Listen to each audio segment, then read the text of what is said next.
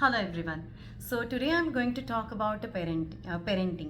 So parenting यासाठी कारण I'm getting so many questions or concerns from parents only about their children. कारण त्यांचं असं म्हणणं आहे की त्यांचं म्हणण्यापेक्षा हा एक्सपिरियन्स प्रत्येक पालकांना येतो की मुलांचं बिहेवियर चेंज होतं, त्यांचे थॉट प्रोसेसेस चेंज होतात, त्यांच्या बोलण्यामध्ये वागण्यामध्ये एक वेगळा वियर्डनेस असतो आणि खूप वेगळं वागतात बोलतात ते मुलं.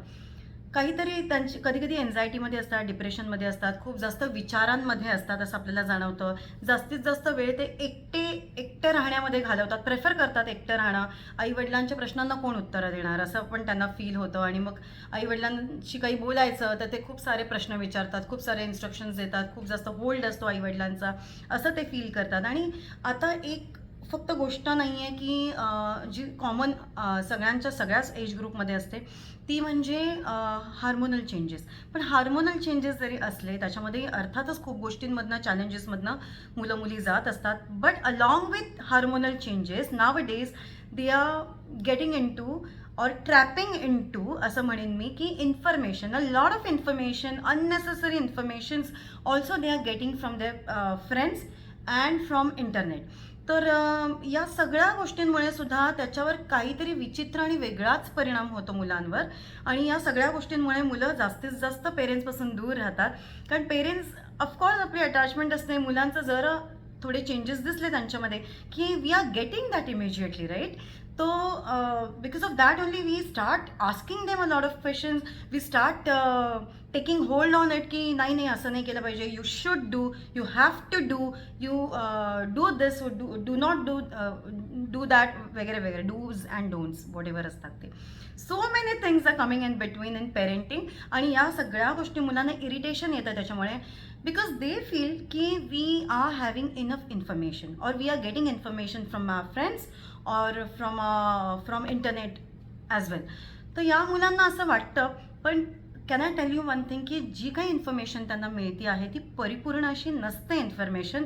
कारण आपल्याकडे मोकळेपणाने सेक्स या विषयावर बोललं जात नाही किंवा पिरियड्स या विषयावर बोललं जात नाही. घरांमध्ये जर या गोष्टी बोलल्या गेल्या किंवा शाळेमध्ये सुद्धा याचं एज्युकेशन दिलं गेलं तर मला नाही वाटत की खूप काही केऑस निर्माण होतील अननेसेसरीचे.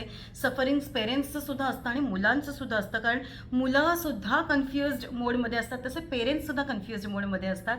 कारण पेरेंट्सना कळत नाही मुलांशी कसं वागावं, कसंही वागलं तरी तो आणि ती तशीच वागती आहे. आणि मुलांना असं वाटतं पेरेंट्स म्हणजे हेडेक आहे किंवा ते एनिमी मोडमध्ये सुद्धा त्यांना ठेवू शकतात की हे एनिमीज आहेत.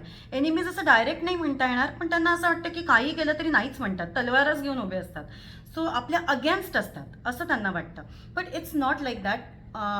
तर हे सगळे सायकोलॉजिकल गोष्टी आहेत. मी किती बोलेन तितकं कमी आहे. पण if you are going through all this things do ping me for first clarity call. Free आहे तो 15 मिनिट्सचा व्हिडिओ कॉल आहे, क्लॅरिटी कॉल म्हणून जो फर्स्ट सेशन आहे माझा. तर do get information on it, more information आणि क्लॅरिटी त्याच्यावर मिळवा.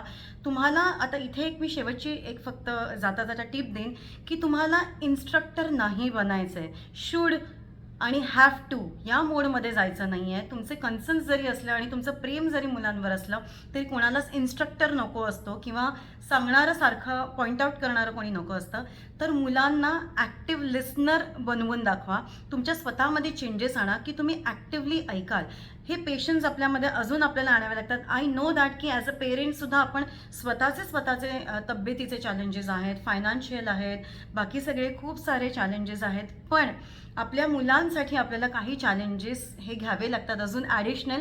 कारण आपल्याला आपल्या मुलांचं भवितव्य खूप चांगलं व्हावं असं वाटत असतं रादर. तर त्याच्यामुळे आपल्याला स्वतःवर हे एफर्ट्स, आपल्यावर स्वतःवर हे कष्ट हे घ्यावे लागतात. आणि ते कशा प्रकारे घ्यायचे ते मी डेफिनेटली तुम्हाला या क्लॅरिटी कॉलमध्ये सांगेन. पुढच्या जे सेशन्स तुम्ही घेतले तर त्याच्यात सांगेन. So do get that first clarity call at least जो फ्री आहे तो. आणि please do not suffer from all this things if you are suffering from it. तर तुमची मुलंही जाऊ नयेत त्याच्यात आणि तुम्हीही जाऊ नये हीच माझी बेस्ट विश आहे तुमच्या सगळ्यांसाठी. Stay blessed and stay harmonious always. Thank you.